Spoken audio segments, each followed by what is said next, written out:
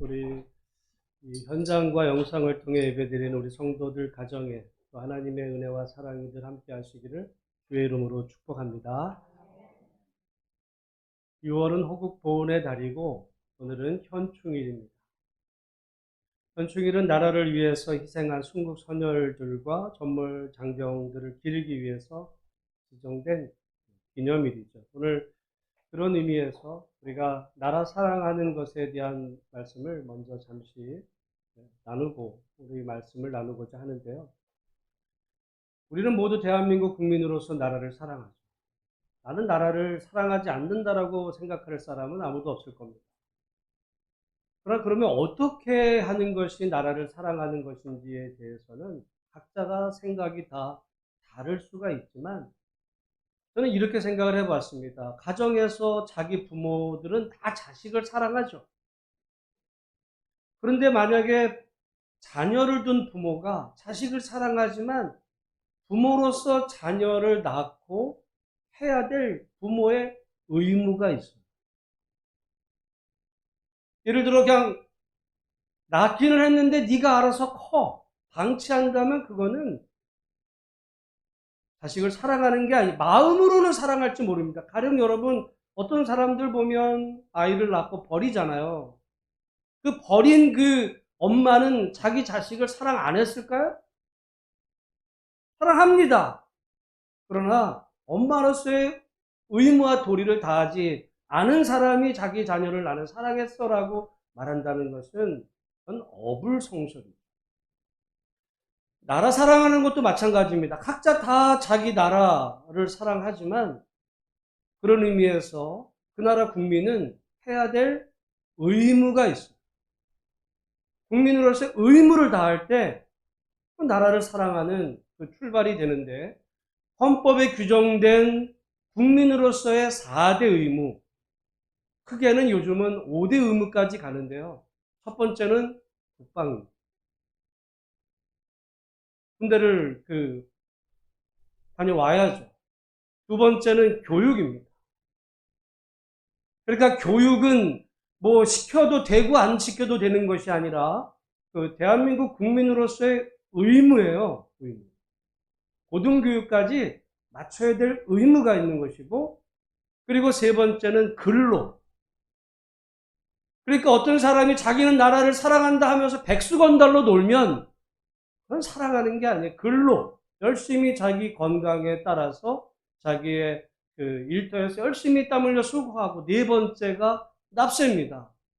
그렇게 해서 벌어진 그 소득으로 이제 나라에 세금을 정당하게 내는 것. 탈세를 하면서 자기가 나라를 사랑한다? 말할 수 없는 거죠. 절세는 할 수 있지만 탈세는 곤란한 이야기고요. 그 다음에 다섯 번째가 환경 보존의 의미입니다. 우리가 살아가는 이 땅은 우리 개인에만 문제가 되는 게 아니라 우리 후손들도 누려야 될 이 환경을 마땅히 보존하고 잘 아름답게 가꾸는 거, 그게 나라 사랑하는 거예요. 여러분 아마 일주일에 어떤 하루 여러분 아파트나 단지 안에서 분리수거할 때 정말 쌓여지는 그 산더미 같은 이 쓰레기들을 보면 가슴 아파해야 되고, 그때마다 내가 정말 이 나라, 이 후대들은 어떻게 될 건지, 환경을 내가 어떻게 보존할 건지 이 마음을 갖고 실천하는, 그게 나라 사랑하는 거예요. 그냥 쓰레기 아무렇게나 버리면서 나 나라 사랑해. 그건 마치 자기 자식을 놔놓고 버려놓고서 난 내 자식을 사랑해라고 말하는 거와 그건 다를 바가 없는 일이라서 우리가 나라 사랑하는 구체적인 내용으로 국방의 의무와 교육의 의무와 근로, 납세, 환경 보존, 이 일을 잘 감당하는 것이 국민으로서 나라 사랑하는 그 출발이다. 저는 사실 그런 의미에서 우리 올해 2021년도가 제게는 아주 좀 뜻깊은 한 해예요. 사실 그동안의 목회자는요, 종교인들은 납세를 안 했어요. 예를 들어 종교인이 뭐 어떤 것을 사고 팔고 할 때, 그럴 때 종교인도 과세를 하지만 종교인의 소득에 대해서는 그동안에 면세였어요. 그러다가 이제 올해부터 종교인 그러니까 제가 사역하면서 교회에서 받은 사례 있잖아요. 그 사례에 대한 것을 드디어 올해부터 세금을 이제 내도록, 그래서 올해 5월 30일 날 종합소득세를 제가 올해 처음 냈습니다. 얼마나 제가 좋았을까요? 기분 나빴을까요? 좋았어요. 나그 나라에 세금을 내는 거. 대한민국 국민으로서 내야 될 세금, 내는 거. 안 내다가 낸다고 하니까 좀 아까운 마음 들었지만, 내니까 기분 좋고. 그리고 또 한 가지는, 올해 저희 막내가 군대를 갔어요. 대한민국 국민은 다 군대 가지, 아니요? 사실 저희 아이는 미국에서 태어나서 시민권이 있어서 안 가려고 했으면 안 갈 수도 있습니다. 그런데 아이가 자기가 군대를 가겠다고 해가지고 간 것에 저는 너무 아빠로서 기분이 좋았어요. 근데 조금 안 좋았던 거는, 저는 사실 이왕 군대 갈 거면 좀 특수한 부대를 갔으면 했거든요. 공수부대 같은 거, 이런 거. 누가 그러더라. 아니, 목사님은 자기는 특수부대 안 가, 일반 병 가고서 아들에게는 뭐 그런.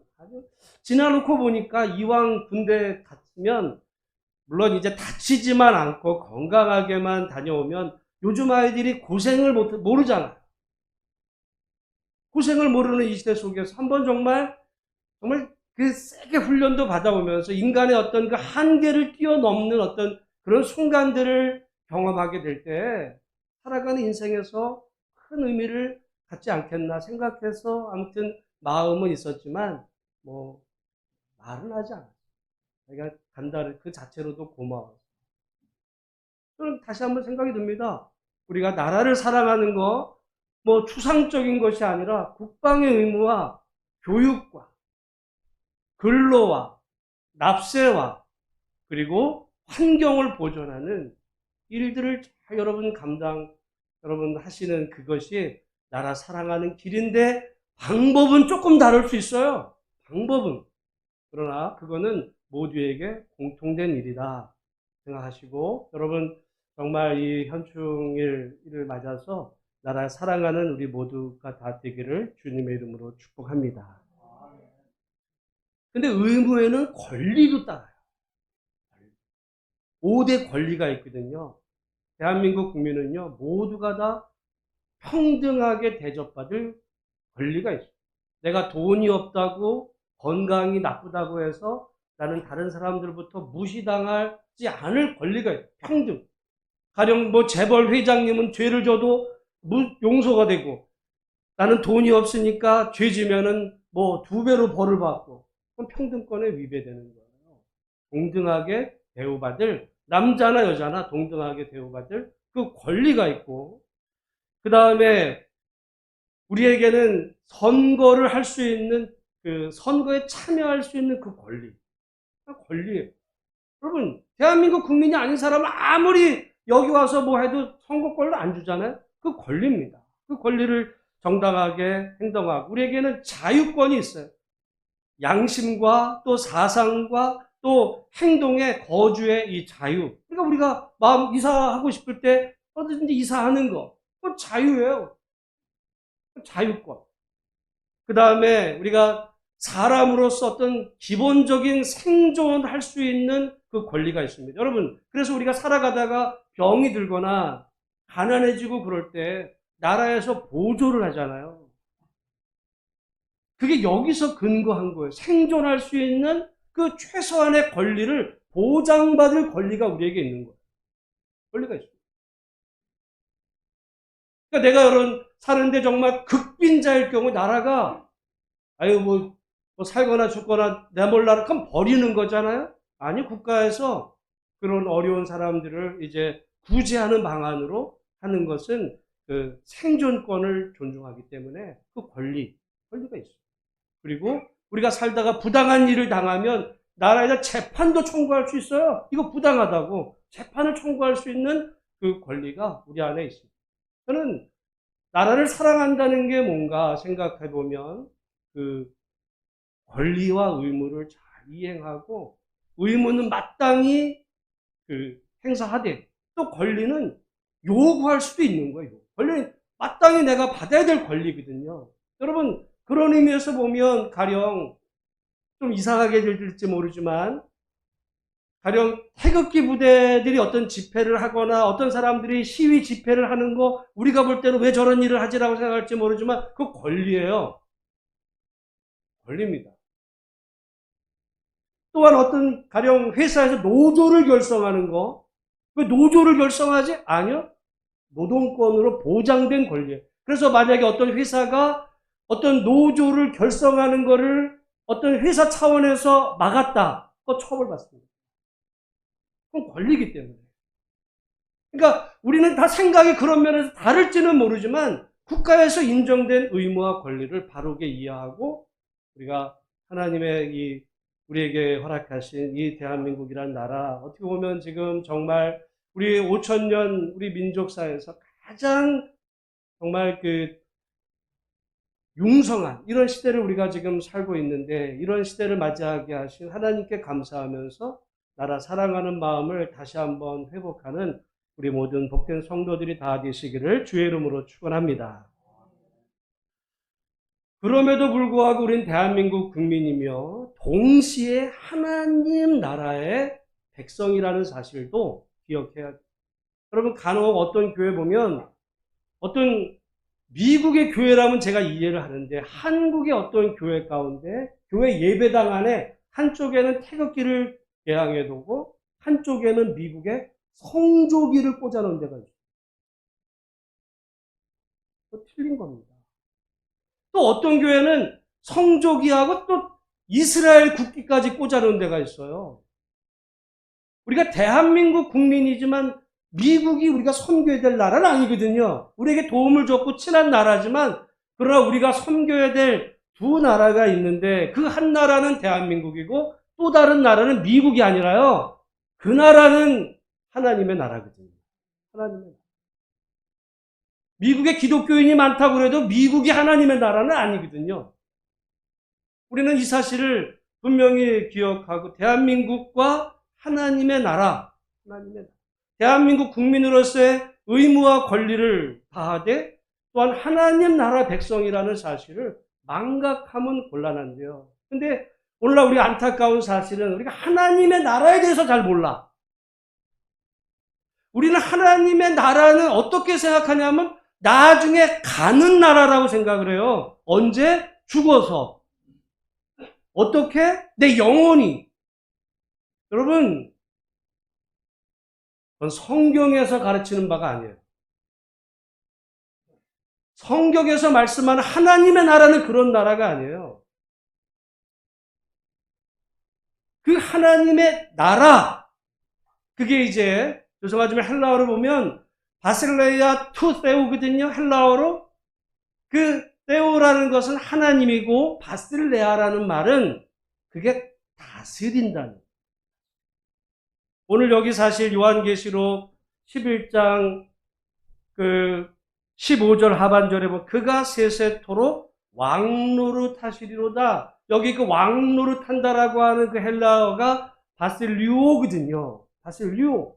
그러니까 우리가 하나님의 나라라고 할 때 그 나라라는 말은 여기 표현으로 보면 왕노릇하는 이라는 표현. 그러니까 왕노릇한다는 게 뭐예요? 주권, 다스림. 그러니까 하나님의 나라라는 말은 다른 말로 하면 어떻게 표현되냐면 하나님의 다스림.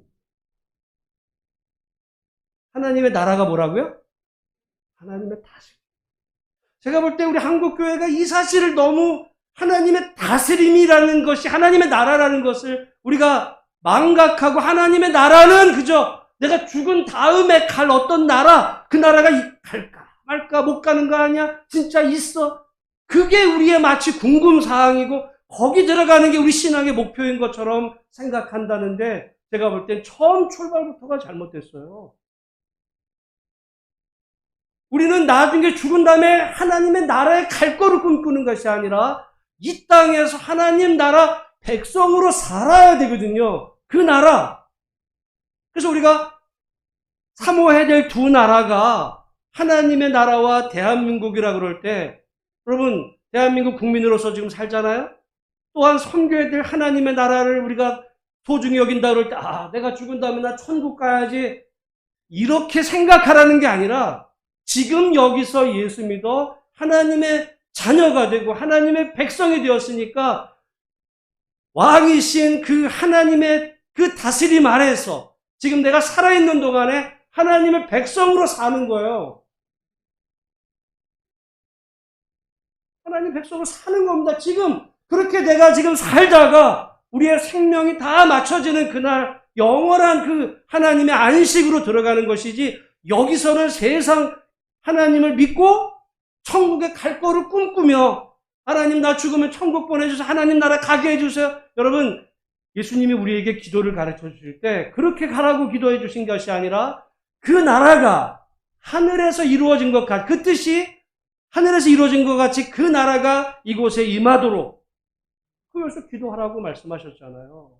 근데 그거를 그저 우리는 하나님의 나라는 그냥 가는 나라라고 생각을 하다 보니까 여러분, 우리가 이 땅에 하나님 나라 백성으로서 사는 이야기에 대해서는 강조하지 않습니다. 여러분, 오늘 우리가 현충일이면서 나라 사랑하는 마음도 있지만 말이죠, 오늘 주일이에요. 왜 주일날 교회 예배당에 왜 예배를 드리세요? 예배를 드리다라는 말은 절하다는 의미가 있습니다.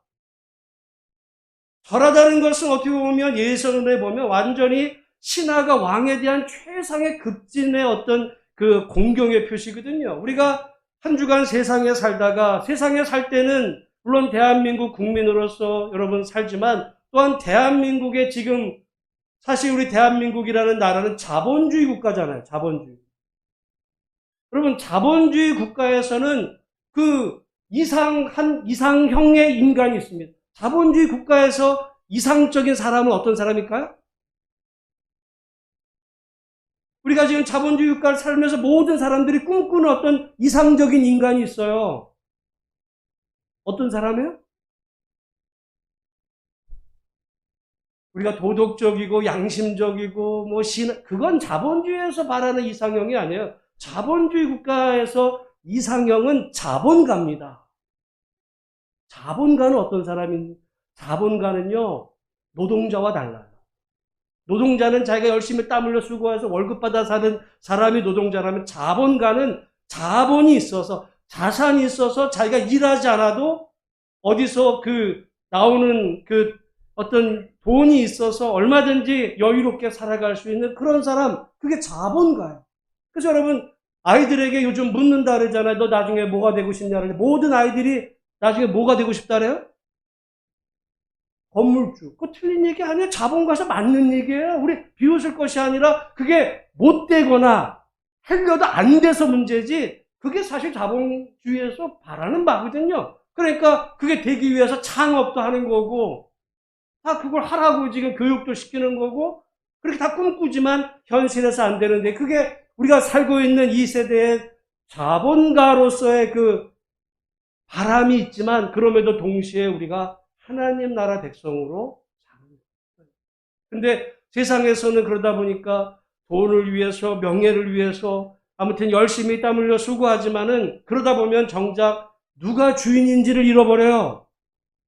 자기가 주인인 거라고 생각이 들거나, 아니면 자기에게 어떤 도움을 준 어떤 그 대상이 주인인 듯이 섬기고, 회사에서는 회장님이 주인이시고, 어떤 단체에서는 내 어떤 그 출세를 좌우할 그 사람이 주인인 줄로 알고 그 사람만 바라보며 살지만, 우리가 주일이 돼서 하나님 앞에 올 때는 내 주인이 누군지, 이 세상을 다스리는 분이 누군지, 내게 하나님께서 잠시 내 삶의 현장과 일터에서 내가 섬길 수 있도록 기회를 주셨지만, 내가 주인이 누군지를 다시 한번 하나님 안에서 나의 믿음의 정체성을 회복하고, 그리고서는 하나님의 말씀으로 또한 하나님께서 허락하신 그 삶의 현장에서 하나님이 주인이심을 내가 선언하고, 또한 그것을 인정하는 삶을 내가 살아가겠습니다. 그 다짐으로 우리가 주님 앞에 나와서 그 예배 드릴 때, 우리는 지금 앉아있지만 말이죠, 사실 예배의 본뜻은 그것이 무릎을 꿇는 거예요. 무릎. 마음으로 진정 하나님이 왕이십니다.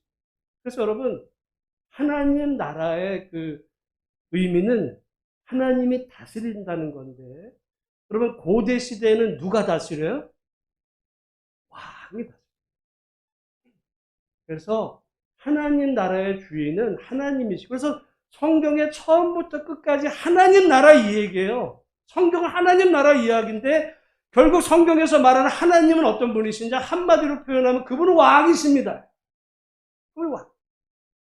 그 왕이신 하나님께서 시대마다 어떤 사람을 택해서 그 하나님의 나라를 이 땅에 이루는 통로로 사용하시죠. 아브라함을 사용하시고 다윗도 사용하시고 바울도 사용하시지만 또한 이 시대 많은 사람들을 사용하시지만 결국 성경에서 말하는 주인공, 성경의 주인, 그분은 하나님이시다. 그럼 왜 우리가 성경을 봅니까? 하나님을 알기 위해서요. 하나님. 요한계시록은 왜 봐요? 요한계시록에 계시다 하나님이 어떤 분이신지를 바로 알기 위해서. 이것은 마치 여러분, 우리가 잘못 알면 여러분 장님 코끼리 만지기처럼 하면서 신앙생활 할 수 있어요. 하나님이 어떤 분이시오라고 각자에게 물어보면요, 각자 얘기가 달라요. 다 장님이 자기가 만진 코끼리 그 범위 안에서 말합니다. 어떤 사람에게는 예를 들어 하나님이 코끼리의 그 꼬리와 같아서 얇고 길쭉한 분이야. 어떤 사람은 무슨 얘기야? 하나님은 그게 아니라 그 사람은 코를 만진 거죠. 굵고 말이죠. 그게 아주 길쭉할 뿐만 아니라 굵은 뭐 이런 분이야. 어떤 사람은 다리통을 만졌어요. 무슨 얘기야? 그분은 몽쭉하고 굵은 분이야. 저마다 다 달라요. 왜 성경을 처음부터 끝까지 신약과 구약과 창세기서부터 요한계시록까지 봐야 되냐면, 우리가 편식하면 예를 들어 건강에 해롭듯이 성경 말씀도 우리는 어떻게 보면 한국교회가 너무 신약을 편식, 그러다 보니까 하나님의 사랑에 대해서 굉장히 오해한 면이 많아요. 구약을 빠뜨린 신약의 사랑은 말이죠, 마치 자기 자식을 버려놓고서도 내가 자식 사랑해 라고 하는 것과 똑같아요. 사랑이 뭔지에 대한 내용이 없어요. 그러나 구약을 가면 그 사랑의 내용이 무엇이어야 되는지를 율법으로 이미 말씀하셨어요. 그게 정의와 공의고, 이제 우리가 조만간에 여러분 맥주감사절이 되면 밭에 모퉁이를 네가 다 베지 말고 가난한 자를 위해서 남겨두라. 그게 사랑이야. 근데 우리는 사랑이라고 말은 하고 나는 사랑합니다라고 말하지만, 하나님 사랑합니다, 내가 이웃을 사랑합니다 그러고 말하지만 싹싹 다 긁어 모아가지고 내 예전에 곡간을 다 헐고 크게 지어서 내 영원토록 먹고 살자. 일종의 뭐라 그랬어요? 어리석. 여러분, 그런 의미에서 우리가 성경을 골고루 봐야 되는데, 요한계시록도 마찬가지입니다. 요한계시록을 우리가 봄으로 하나님이 어떤 분이신지, 오늘 말씀에는요, 그러니까 요한계시록 여러분 볼 때, 요한계시록을 내가 열심히 잘 보며 목사님 얘기 잘 들으면 나중에 혹시 무슨 세상에 큰 환란이 뭐 일어나는 거를 내가 어떻게 알 수 있을까? 여러분, 그런 거를 보시면 그냥 영화를 보세요. 아마겟돈 영화를 보세요. 그런 거 궁금하죠? 근데 마치 그 아마겟돈이라는 말이 성경에 나온다 그래서 그 영화가 요한계시록 근거로 만들어졌다라고 생각하지 마. 그건 공상과학. 요한계시록은요, 그런 성경이 아니에요. 요한계시록의 기록 목적이 뭐라 그랬어요?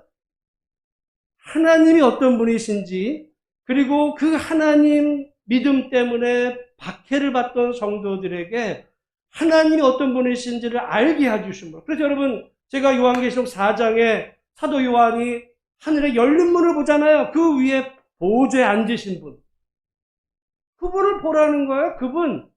우리가 환난을 당하면 하나님이 안 보이는데 네 눈을 열어서 보좌에 앉으신 왕이신 하나님을 바라보라. 지금 세상은 왕이 있어요. 그 당시는 도미티아누스라고 하는 황제가 세상을 다스리지만, 실제로 세상을 다스리는 자는 황제가 아니라 바로 만왕의 왕이신 그 하나님이 지금도 다스리신다. 그러니 지금의 당하는 고난을 하나님을 향한 믿음으로 이겨내라. 이 얘기가 요한계시록인 거예요. 그 얘기입니다. 오늘도 그 얘기하는 거예요. 그래서 지금 하나님을 이렇게 얘기하잖아요. 우리 15절 말씀 같이 한번 읽어보겠습니다. 시작. 일곱째 천사가 나팔을 불매 하늘에 큰 음성들이 나서 이르되 세상 나라가 우리 주와 그의 그리스도의 나라가 되어 그가 세세토록 왕노릇 하시리로다. 아멘. 여기 보면 그가 누구예요? 우리 주와 그의 그리스도 하나님께서 세세토록 뭐 하신대요? 왕노릇하다라는 말을 보니까 노릇한다 그러니까 제가 볼 때 약간 조금 뭐 이렇게 좀 격화시키는 표현 같지만 말이죠. 영어로 보면 레인이거든요. 레인. 왕이 통치하는 거예요. 그래서 헬라어로는 바실리오, 왕이 다스린다. 그 다스림이 이제 하나님의 나라라는 말이 말하거든요. 바실레이아 투세우가 하나님의 나라라면 여기 왕노릇한다는 말은 바실리오 같은 말이에요. 다스린다. 누가 다스린다? 주님이 다스린다. 요한계시록은 뭘 얘기하는 거예요? 하나님이 다스리신다는 게 미래에 무슨 일이 일어날 거를 알려주려고 우리에게 너 잘 보면은 무슨 환란이 있고 무슨 전쟁이 있고 기근이 있고 나중에 그런 것 끝나고 나서 무슨 휴거가 있고 여러분 암만 요한계시록의 뒤쪽에 찾아봐도 그런 거 없어요. 그런 얘기하는 게 아닙니다. 요지는 하나님이 다스리십니다. 여러분 오늘 이 시간에 우리가 요한계시록 다 이해할 수 없어요. 여러분 성경 여러분 다 이해하세요? 마치 우리는 요한계시록은 다 이해해야 되는 것 같이 얘기하지만 성경 몰라요 우리가. 그러나 분명히 아는 건 있어요. 분명히 아는. 창세기도 말이죠. 창세기에도 우리가 분명히 아는 게 있어요. 뭐 첫째 날 뭘 창조하시고 둘째 날 그거 중요하지 않아요. 중요한 게 있어요. 그러나 하나님이 만드셨다는 것은 하나님이 주인이시라는 이야기고 하나님이 무한왕의 왕이시라는 그 선언입니다. 처음부터 끝까지 성경은요 하나님의 이야기고 하나님이 왕이신 그 하나님. 그런데 죄가 들어옴으로 이 세상에 하나님이 왕이 되신 것이 아니라 어떤 인간이 자기 왕 행세를 하고 어떤 죄가 왕노릇 우리는 또 그러다 보니까 그게 옳은 줄로 알고 이렇게 가는 이런 그 세대 속에서 우리가 하나님 나라 백성이 되어서 어떻게 돼요? 예수를 주님으로 왕으로 우리가 영접하여 모시면 지금 여기서 하나님 나라 백성이 되어서 우리가 기도해야 될 내용이 뭐냐면 세상 나라가 우리 주와 그리스도의 나라가 되도록 위해서 기도하는 거예요. 그럼 뭐 기도하십니까? 건강 병 낫게 해주시고 부자 되게 해주시고 취업 잘 되게 해주시고 아무튼 그런 건요 사실은 부수적이에요. 본질은 여러분 우리가 부모 자녀 관계 속에 예를 들어 부모와 관계가 좋으면 자식이 부모를 정말 부모로 공경하고 부모와 관계가 좋으면 부모는요 자식 얼굴만 봐도 제가 뭐가 문제인지를 도와주는 거예요. 그럴 때 묻는 거예요. 너 뭐 문제 있어? 너는 문제 있어? 도와주는데 부모와의 이 관계가 깨졌는데 와가지고 맨날 이거 해주세요 저거 해주세요 뭐 주세요 그러면은 뭐라 그러겠어요? 여러분 하나님과의 관계에서 가장 좋은 것은 하나님을 왕 주인으로 모시고 그분의 은혜 가운데 여러분 살아가면서 정말 이 세상 나라가 우리 주와 그리스도의 나라가 되는 일에 우리의 시간과 물질과 삶을 들이며 여러분 살아가면 그렇게 살아가도록 그에게 필요한 것들이 있잖아요. 건강도 필요하고 물질도 필요하고 그때 직업도 필요하고 다 필요한 부분을 우리 하나님께서 그렇게 하도록 도와주시는 그분. 근데 왜 우리에게도 건강도 왜 필요한데? 또 오래 왜 살려고 그러는데? 내가 좀 건강하게 세상에 못 먹어본 거 실컷 먹어보고 여행 못 가본 거 실컷 한번 다녀보면 이 코로나 끝나면 내가 전 세계를 다 일주하면서 돈 있으면 내가 남들 다 무시했던 것들 그냥 코 납작하게 해주고 내가 한번 당당하게 한번 살아보겠으니까 하는 돈 주세요.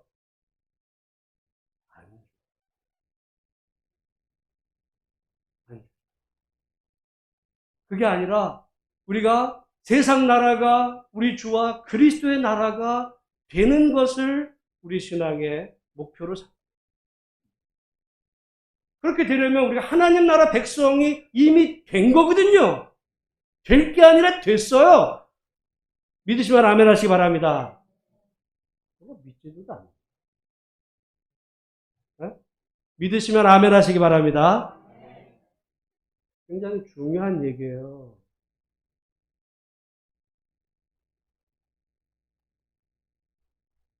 우리가 하나님 나라 백성이 되어서 우리의 살아있는 그 영안까지 하나님의 그 뜻을 실천하는 그런 사명자로 살게 하기 위해서 하나님께서 우리에게 건강도 주시고 물질과 또 복을 주시는 그 복이 그게 합당하고 그 진정한 복이지, 하나님과 상관없이 하나님 통해서 뭔가 내가 뭐를 한번 누려보겠다라고 하는 것은요,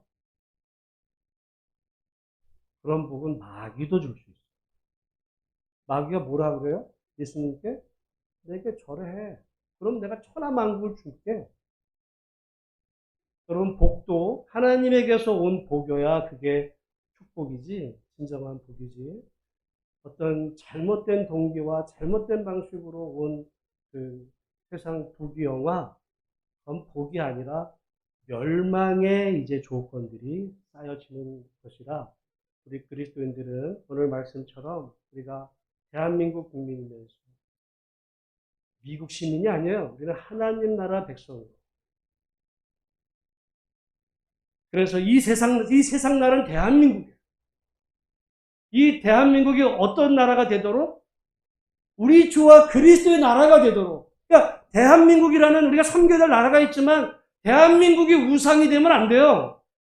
대한민국이 우리 주와 그리스도의 나라 되도록 하나님이 이 나라의 진정한 통치자, 다스리도록 우리를 그 일에 불러주시고 각자의 삶의 현장에서 살게 하옵소서. 그게 그리스도인의 기도가 돼요. 근데 여러분, 간혹 그러니까 이 말씀을 그러니까 우리 기독교인이 대통령이 되면 되겠네? 기독교인이 장관이 되면 되겠네? 천만의 말씀이요. 역사적으로 말이죠. 중세시대는 완전히 기독교인들의 나라였어요. 기독교인이 아니면 시민으로 받아들이지도 않았어요. 그런데 그 중세가 그러면은 정말 하나님의 나라가 됐나요? 우리는 중세를 암흑의 시대라고 그럽니다. 대통령이 기독교인 아니어도 돼요. 국회의원이 기독교인 아니어도 됩니다. 오히려 그러기 때문에 안 되는 면도 있어요. 차라리 각자의 삶 속에서 정말 우리가 하나님의 나라 백성답게 자기 삶의 현장. 그래서 공무원은 자기가 정직하고 성실하게 그 의무를 다하면 되는 거예요. 회사원은 그렇게 살고 그 안에서 하나님의 나라와 의를 위해 믿음으로 건강하게 살아가는 사람들의 그 나라. 완전하게는 안 되겠죠. 완전하게 안 되지만 그걸 우리 한평생의 기도 제목으로 삼아서 우리에게 생명이 하나님께서 남은 여한이 있다면, 그리고 여러분 자녀를 위해서도 그거 기도하세요. 여러분 자녀를 위해서 뭘 기도하세요? 보통 보면 우리 자녀 나중에 죽어서 천국 가게 이 기도 좀 여러분 하세요? 그런 거 아니죠. 예수 잘 믿어서 죽은 다음에 천국 이런 기도 하세요? 그게 아니에요. 그렇게 기도할 필요도 없어요. 오히려 우리 자녀가 하나님을 정말 어린 시절부터 주인님으로 왕으로 모시고 그가 살아있는 동안에 정말 하나님의 나라 백성으로 자기에게 주신 달란트 소명을 잘 개발해서 그의 한평생 정말 하나님 나라를 위해서 헌신하는 그 자녀가 되게 하옵소서. 그런 게 낫지. 그러다가 그의 한평생이 끝난 다음에 영원한 나라에 들어가는 것을 우리가 바란다면 우리도 마찬가지입니다. 우리가 건강히 연세들이 있어서 내가 나가서 할지 못할지 모르. 그걸 놓고 기도하시는 거예요. 여러분 자녀들을 위해서. 그래서 정말 예수 믿는다는 것이 무엇인지, 하나님의 나라가 무엇인지를 예를 들어 손주를 놓고서도 설명해 줄 수 있는 할머니, 할아버지. 하나님의 나라는 이런 거예요. 넌 하나님의 나라 백성이 이미 된 거야. 백성이 됐으면 백성답게 살아요. 여러분, 우리가 대한민국 국민이 됐잖아요. 대한민국 국민이 됐는데 대한민국 국민처럼 안 살면 욕먹는 거에 감옥 가고, 우리가 하나님 나라 백성이 됐으니까 하나님 백성답게 하나님의 나라와 의를 위해서. 그래서 하나님이 복을 주셔서 우리가 자본주의 시대를 사니까 자본가가 됐으면 얼마나 복이겠어요? 근데 하나님 나라 백성이 아닌 자본가는 그 자본을 가지고 이제 자기 부귀영화 뭐 즐길 거 즐겨도 감옥 안 가요. 왜? 그럼 자본주의 시대에 부자 된 게 죄예요? 자기 돈 가지고 자기가 쓰는데 뭐가 죄? 하나님은 물으십니다.